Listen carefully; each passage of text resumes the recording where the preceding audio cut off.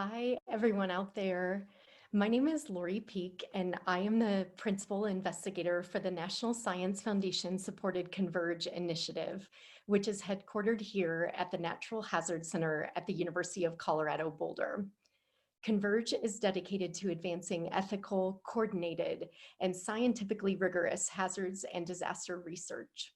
On behalf of the entire team, it is our pleasure to welcome you to the CONVERGE webinar series.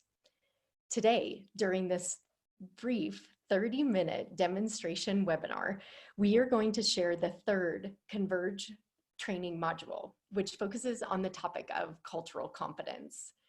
We are so grateful that you have all taken the time to join with us today, especially in light of the disruption and suffering that has engulfed so many lives as the COVID-19 pandemic continues to unfold globally. Please know that all of you are on our hearts and in our minds here at the center. Now, just a few logistical items before we proceed. This webinar is being recorded. The caption recording and slides will be posted on the CONVERGE website at converge.colorado.edu/communications. Should you have any questions or comments during the webinar, please use the Q&A box or the chat box. If we are unable to respond during this brief webinar, we will post written responses on the CONVERGE webinar webpage for this session. One of the major tasks of the CONVERGE project is to accelerate the education and training of a diverse next generation of hazards and disaster researchers and practitioners. We recognize that disaster research is often highly event-driven. In order for the field to progress, it is crucial that those new to this area of study have access to already existing research and an understanding of various methodological approaches and potential ethical challenges. To that end, our CONVERGE research team is creating a series of free online training modules that are specifically designed for students, emerging researchers and practitioners, and others new to the field who hope to quickly background themselves on key information. Thus far, we have released 3 modules on social vulnerability and disasters, disaster mental health, and as you will hear more today, a CONVERGE Cultural Competence module is the most recent in the series. We are also gearing up to soon release additional modules. The next 2 will focus on the topics of Institutional Review Board, or IRB, procedures for hazards and disaster researchers, and conducting emotionally challenging research. We are also beginning work on modules related to a range of other topics, including, for example, reciprocity in research, understanding and ending gender-based violence in fieldwork, and best practices for publishing and ethically sharing data and findings. If you ever have ideas for other modules that you hope that we might develop or even co-develop in partnership with you through CONVERGE, we hope you will contact us at converge@colorado.edu. Over the coming years, we will continue to offer individual certificates for each of these modules, while also building toward a credentialing system for hazards and disaster researchers to help ensure a minimum competence in the field and to democratize access to information through providing these free resources. These training modules can be used as a classroom assignment or other competency requirement to ensure that researchers have a baseline level of knowledge and skills as they move forward with their efforts. To further encourage classroom adoption, I am so excited to share with all of you today that we have now created a CONVERGE Training Modules assignment bank. Thus far, we have 3 model assignments that are posted online for classes at both the undergraduate and graduate levels. And these assignments have been used this semester in classes. So if you have used the training modules in your classes, we hope that you will reach out to us because we'd like to share your assignments with others as well if you might be agreeable. The 3 currently available assignments that are up on the Converge website and in the bank come from Hans Louis Charles at Virginia Commonwealth University, who developed a novel assignment where he uses the Converge social vulnerability module and then asks his students to apply the knowledge attained to the development of model hazards warning systems. Thank you, Hans, for doing that. Heather Champeau, who is here at the University of Colorado Boulder, asked her students in her social inequalities and health class to select any of the modules and then to apply their learning to their classroom readings. Thank you, Heather. And finally, Courtney Welton Mitchell, who is professor at the Colorado School of Public Health, adopted the disaster mental health training module in her class. Courtney agreed to join us today as our first special webinar guest star to share more about how she integrated the module and how it went in her class this semester. Courtney, over to you. Thanks, Lori. I teach a disaster mental health graduate level course at the Colorado School of Public Health in the Public Health Disaster Preparedness and Response Certificate Program. This course focuses on global and domestic US specific content. And in order to underscore how disaster mental health can differ across context, I asked students to consider how global mental health and disaster mental health frameworks differ, and how and why disaster mental health may look different in low, middle, and high income countries. I also asked that they consider potential differences in an earthquake compared to a seasonal flood or protracted civil conflict, and in light of the needs of specific vulnerable groups.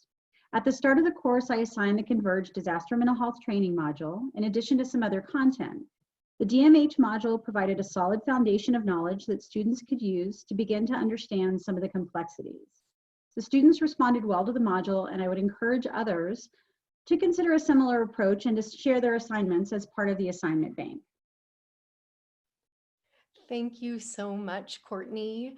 I know that you have several frontline workers in your class this semester, and you have obviously just been so creative and compassionate with how you're approaching this class and all of your educational work. So thank you so much for that, and thanks for joining us today. I also just wanted to say again to others out there who we know are using these training modules in your classes, we've heard from some wonderful faculty, Reggie at Tulane, Natasha at New York University, Olivia at North Carolina State University, and others. We again want to invite you, if you would like to share your assignment with us, we will definitely post it up on the Converge assignment bank so that other educators can benefit from your knowledge and creativity. Just reach out to us at converge@colorado.edu if you have any questions or an assignment to share. Now, without further ado, we are going to turn this over to today's presenters. You're going to hear first today from Haorui Wu, who is a faculty member in the School of Social Work at Dalhousie University in Nova Scotia, Canada. Haorui is also a former postdoctoral scholar here at the Natural Hazard Center and with Converge, and he is a forever family member of the Natural Hazard Center. He also remains a research affiliate of Converge and the Hazard Center. Haorui served as the lead developer for the Cultural Competence module that you are going to see today. You're also going to be hearing first from Melissa Villarreal, who is a Bill Anderson Fund Fellow, a doctoral student in sociology, and a graduate research assistant here at the Natural Hazard Center and with Converge. She also served as a primary developer for the Cultural Competence module. Haorui and Melissa have worked for over a year with Rachel Adams, Candace Evans, and many other members of the team here to create, test, and share the Cultural Competence module. And they will be providing an overview and interactive demonstration of this module for all of you today. The hope is that after you have seen this module, you might consider using this in your own classroom, research lab, or other professional setting. Melissa, over to you now. Thanks. Thank you so much for the introduction, Lori. As mentioned, my name is Melissa Villarreal, and over the past year, I have been working on reviewing the literature and developing the narrative that appears in this module. Today, I am going to start by providing an overview of the Cultural Competence Training Module. Before I begin, I want to acknowledge that this is a lot of text you're seeing here, so I wanted to take a moment first to orient you. What you can see right now is that the Cultural Competence Training Module is organized into 3 lessons: background, cultural competence in hazards and disasters research, and approaches to building cultural competence. Within each of these lessons are different topics, which present interactive information that aims to achieve a specific set of learning objectives. By the end of this module, participants should be able to define cultural competence, identify the main elements associated with developing cultural competence, understand the importance of cultural competence to hazards and disaster research, recognize how cultural competence improves the extreme events research process, and finally, learn about the different ways that researchers can build cultural competence. On the right-hand side of the page, there is a tracking bar where you can track your progress as you move through the module lessons and topics. Once you have completed a topic, you can always go back and review at a later time. I wanted to start with also a quick overview on cultural competence. Cultural competence recognizes that the values, beliefs, and traditions of a specific group are not static and that there is significant diversity within as well as between groups. Cultural competence should therefore be conceptualized as an ongoing, multifaceted process. By building cultural competence, researchers can more effectively engage with people from diverse backgrounds. We build on Papadopoulos and Lee's 4-step model to building cultural competence, which involves cultural awareness, cultural knowledge, cultural sensitivity, and cultural competence, which you can see on the slide here. A major contribution of this module is taking this highly useful cultural competence framework and applying it to the context of extreme events. As you can see on this slide, the module presents a cultural competence model for hazards and disaster research. This model takes into consideration the need for a cultural competence foundation, as well as the extreme event-specific cultural competence, which builds on the 3 pillars of extreme event research, including type of extreme event, stage of extreme event, and geographic location. In addition to this model, throughout the module, we provide several real-world examples and research-based case studies to illustrate content. For instance, in the background lesson, we discuss the importance of understanding cultural norms when in the field. At the end of this section, we also include a case study that used a community-based participatory research approach to demonstrate how researchers can design a study that is culturally aware, sensitive, and knowledgeable. In addition to the module's written and interactive visual content, we have compiled a list of additional resources relevant to cultural competence in hazards and disasters research. Within the Resources tab, at the top right-hand corner of the screen, we provide links to additional readings, tools, and other web resources that you can access.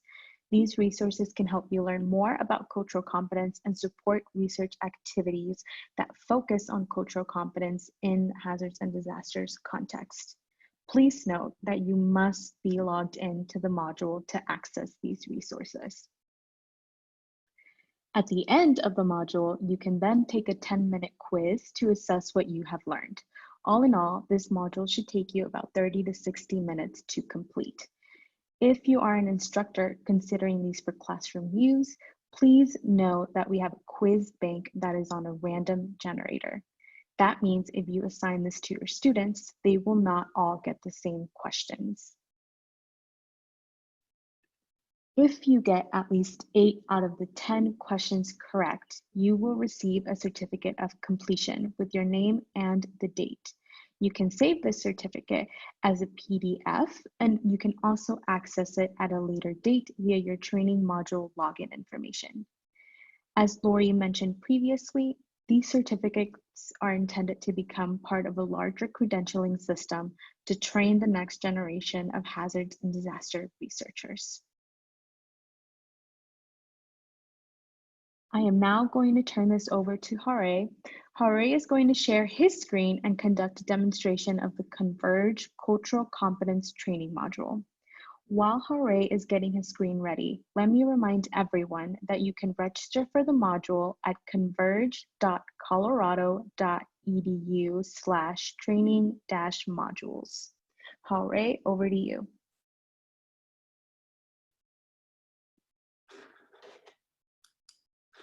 Great. Okay, let me share my screen. Hi, everyone. My name is Hare. Thank you so much for the introduction. As Melissa said, I'm now going to walk you through a demonstration of cultural competency training module. This module covers a number of important topics related to cultural competency. One lesson defines cultural competency and discusses the main elements associated with cultural competency. Another focuses on the importance of cultural competency within hazard and disaster research and how cultural competency can improve the research process. And the last one, exploit different ways researchers can develop and build cultural competency.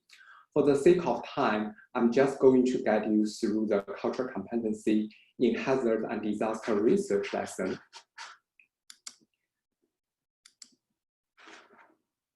This one.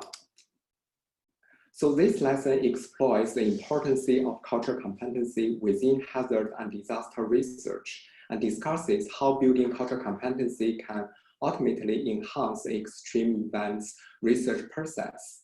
The first topic in this lesson is cultural competency and disasters.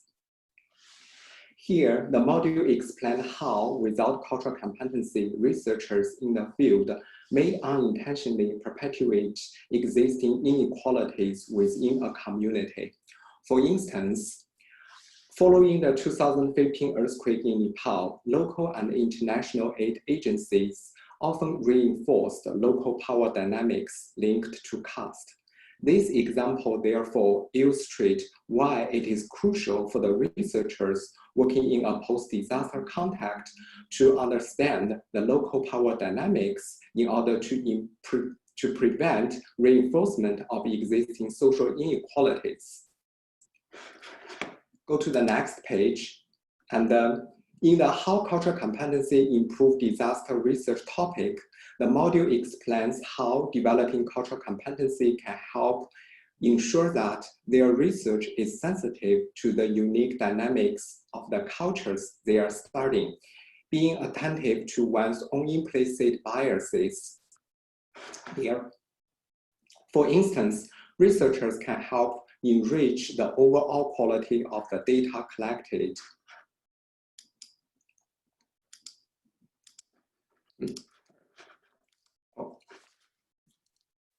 Oh, sorry about that.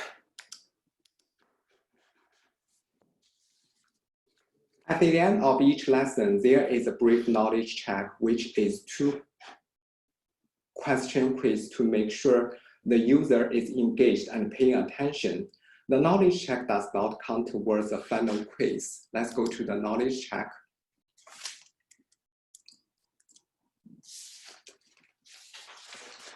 For those joining via screen, you can see 2 multi-choice questions. The first question asks, which of the following is a potential negative consequence of lacking cultural competency in a post-disaster context?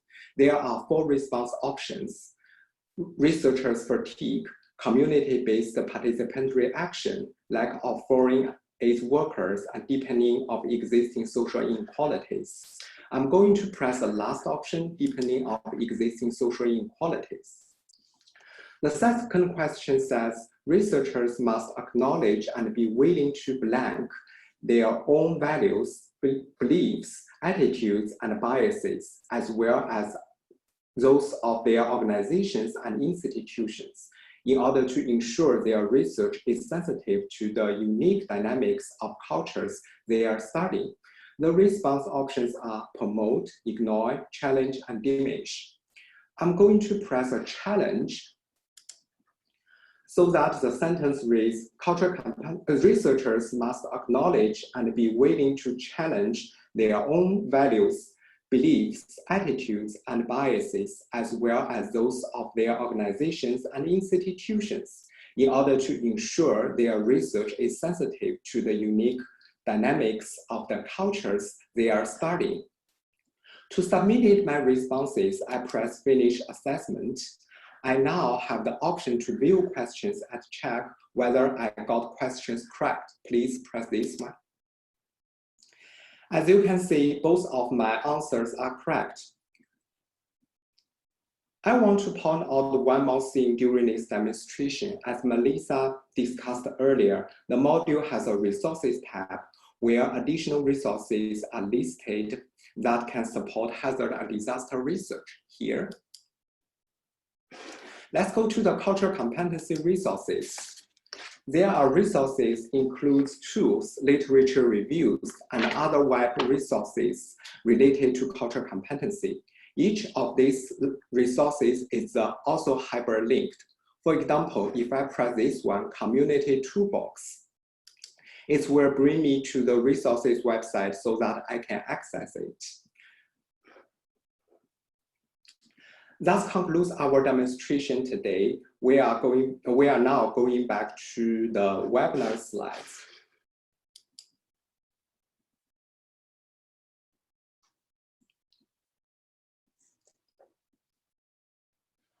Okay, thank you so much. We hope that this webinar has been helpful to you today. We also want to remind you that the next module we will be releasing is focused on the topic of IRB, procedures for hazard and disaster researcher. Following that, we will release another module focused on the topic of conducting emotionally challenging research. We will be hosting brief demonstration webinars like this one for each of these modules and the others that are part of this series as they become available. Next, please. A few reminders before I turn this back over to Laurie to close out this session. To contact us about any questions or suggestions you may have, please email us at converge@colorado.edu.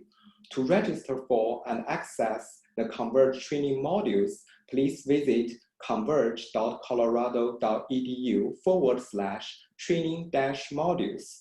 This webinar has been recorded and will be posted on the CONVERGE website, converge.colorado.edu/communications. Laurie, over to you. Thank you so much, Hauray, for the demonstration, and thank you, Melissa, for the background and content. It has been a true joy working with both of you through this whole process and watching you lead the way with developing this content and knowledge and drawing on such an important and vast body of research. So thank you, Hauray and Melissa. Thank you, Rachel and Candace and the other members of the team who contributed to this module. So on behalf of our training modules team, we wanted to give our viewers a quick update on the modules.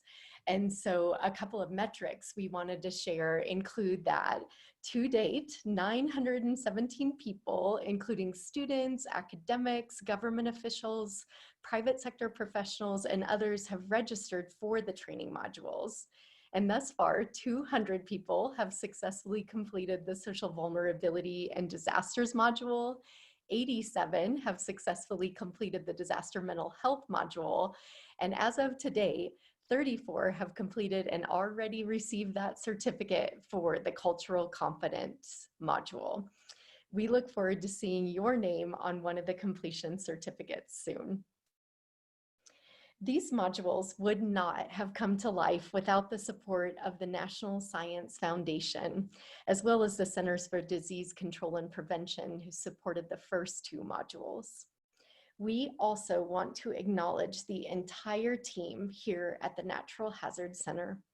Everyone has contributed to this module in some way, either through reviewing, testing, or otherwise supporting this effort. Our undergraduate and graduate students and our other team members took the time to carefully review this module and provide us detailed feedback. And a special thanks goes out to Courtney Welton Mitchell and Jennifer Tobin, who did multiple detailed reviews of this particular module and several others. So now we want to say thanks to all of you for listening and for watching this demonstration webinar. We have about 5 minutes remaining. If anyone does happen to have any questions or any suggestions that you want to share, you can do that through the Q&A box or through the chat box.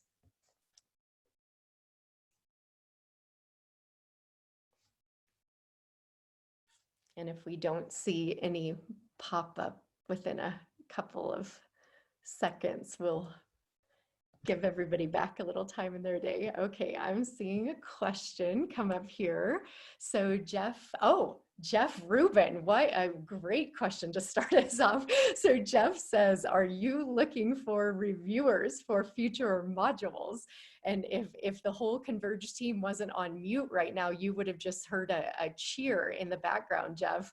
So absolutely, we always welcome feedback and contributions. And in fact, I should say Rena Papadopoulos, who is one of the authors that you will see cited widely throughout this module. How Ray, I think, has read every word that Rena and her team have ever written.